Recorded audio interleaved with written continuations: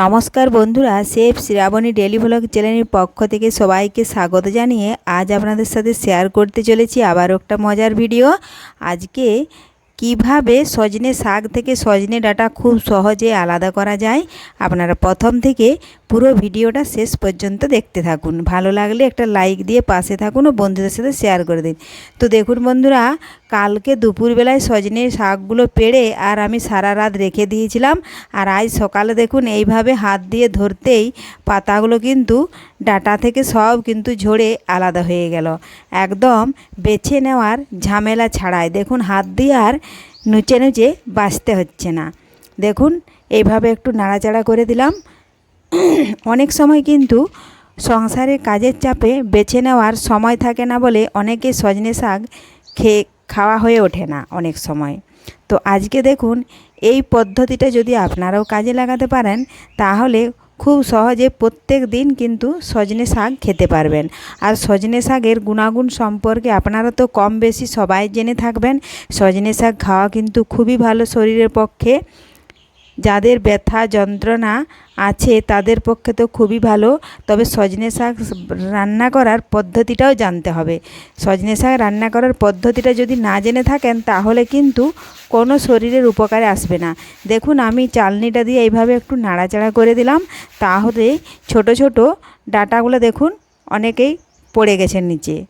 তাহলে ওগুলো তো আর হাতে বাছা হবে না। আর বড় বড় যে ডাঁটাগুলো রয়েছে সেগুলো একটু আমি হাত দিয়ে এইভাবে ফেলে দেবো, তাহলে কিন্তু হয়ে গেল সজনে শাক বাছা খুব সহজে। এই পদ্ধতিতে আপনারাও বাড়িতে যাদের একেবারেই সময় থাকে না কাজের চাপে, তারা কিন্তু এই পদ্ধতিটা খুব সহজেই সজনে শাক ডাঁটা থেকে আলাদা করে নিতে পারবেন।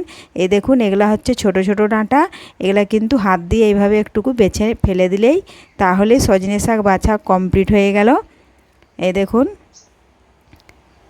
তো আপনারা এইভাবে সজনে শাক খুব সহজে রান্না করতে পারবেন। এখন রান্না করে নিলে হলো।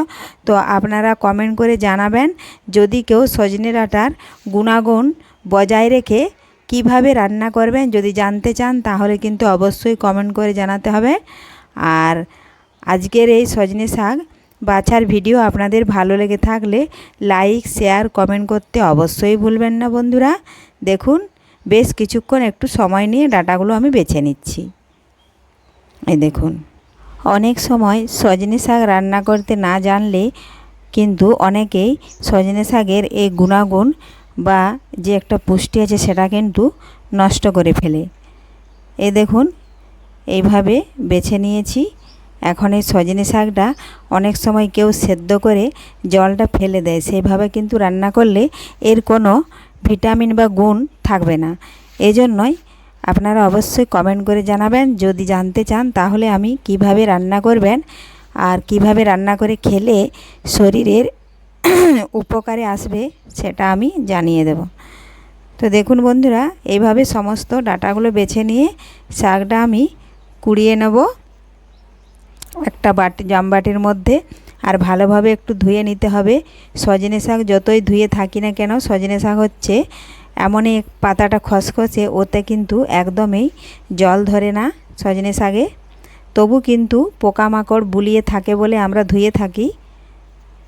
এই দেখুন, আর বেশ কিছুদিন বৃষ্টি হয়েছে আমাদের এখানে, তার জন্য সজনে শাকে কিন্তু একদম ধুলো ময়লা কিচ্ছু নেই, ভালোভাবে পরিষ্কার ধোয়া হয়ে গেছে। এই জন্যই কিন্তু সজনে শাকটা একটু বেশি পরিষ্কার দেখা যাচ্ছে। এখন দেখুন আমি বেছে নিয়েছি একটা জামবাটির মধ্যে কুড়িয়ে, এরপরে আমি জল দিয়ে ধুয়ে নেব।